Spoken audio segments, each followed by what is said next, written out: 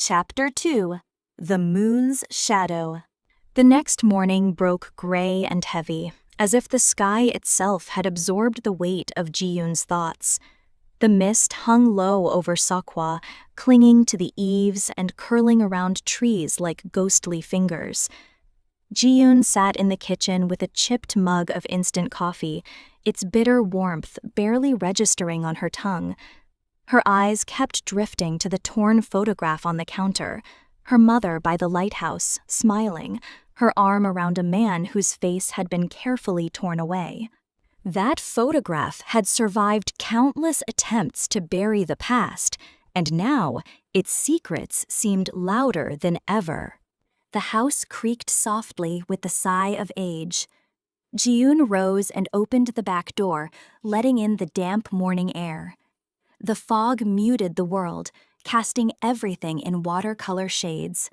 Somewhere beyond the trees, the ocean sang its eternal song, restless and haunting.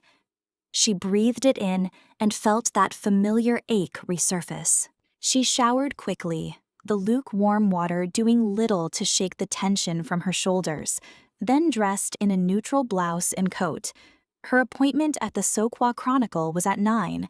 With her satchel slung across her shoulder and the weight of unresolved grief pressing on her chest, she stepped out into the veil of morning. Seokhwa was still waking. A few shopkeepers raised their shutters with metallic groans, and an elderly woman was already tending to her crates of vegetables at the market corner. Ji-eun kept her head low as she walked. Despite her long absence, people still recognized her.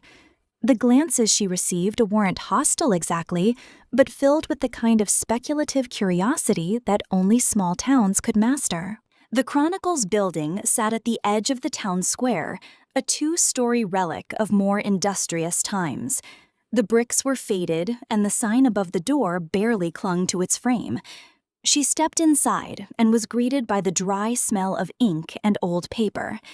A young intern barely glanced at her as she made her way upstairs. Bae Young-sik, her editor, was hunched over a battered keyboard, a half-empty thermos beside him. He looked up with bleary eyes as she entered. "Morning," he said, voice raspy. "Morning," she replied. He gestured to the seat opposite his desk. "You ready for the moon piece?" Ji-eun nodded cautiously. "I've seen the press releases." "Good. Don't dig deeper than that." She raised a brow. "Is that an official warning?" "It's advice from someone who's seen what happens to reporters who push too hard in Seokhwa," he said. "You want to stay? Play smart. You still get the byline." "I didn't come here for a byline," she muttered, but he had already turned back to his screen. Her next stop was the Moon Group's regional office. It had once been a modest administrative center near the harbor, but it now gleamed with glass facades and sleek signage. The new construction site dominated the skyline, a half-finished luxury resort project that was already being marketed as the jewel of Seokhwa's revival. She paused outside the gates, eyeing the guards who leaned lazily against their patrol vehicle. They wore dark jackets with the moon conglomerate emblems stitched proudly over their hearts. Ji-eun took a deep breath and approached the main entrance. Inside, the lobby was sterile and clinical, with polished floors and artificial plants flanking the reception desk. A young woman behind the counter gave her a practiced smile. "Seo Ji-eun, Seokhwa Chronicle," Ji-eun said, holding out her press credentials. "I'd like to speak with someone about the resort project." The receptionist typed something quickly, then offered another tight-lipped smile. "Please wait here." Minutes passed. Ji-eun watched the rain bead on the wide windows, her thoughts straying to her mother. Had she known someone in this building? Had she walked these same halls? "This way, please," a voice interrupted. Ji-eun turned. A young assistant in a slim-fitting suit led her down a narrow corridor to a conference room. The glass walls allowed a view of the harbor, mist still clinging to the water. She sat and opened her notebook, preparing questions she already knew wouldn't be answered honestly. The door opened, and there he was, Kang Min-jae. The air left her lungs for a beat.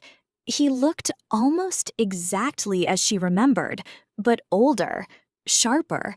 There was a certain gravity to him now, a practiced poise that suggested years of self-control. "Seo Ji-eun," he said, closing the door behind him. "I didn't expect this." She rose slowly. "Min-jae, you look well," he added. "For someone back from the dead." "I wasn't the one who disappeared," she replied. They sat across from each other, the weight of unspoken history hanging heavy between them. "I assume you're here about the project," he said, flipping open a folder he'd brought with him.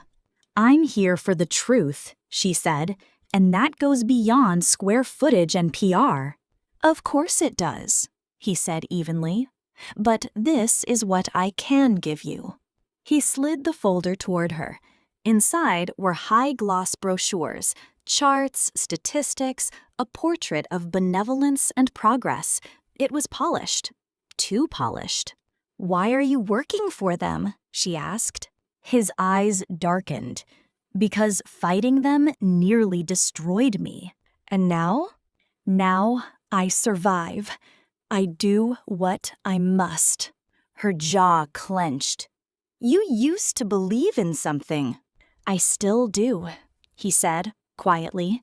"But not everything worth fighting for survives the fight." Their eyes locked. For a moment, Ji-eun saw something flicker in his expression, a trace of regret, maybe even guilt.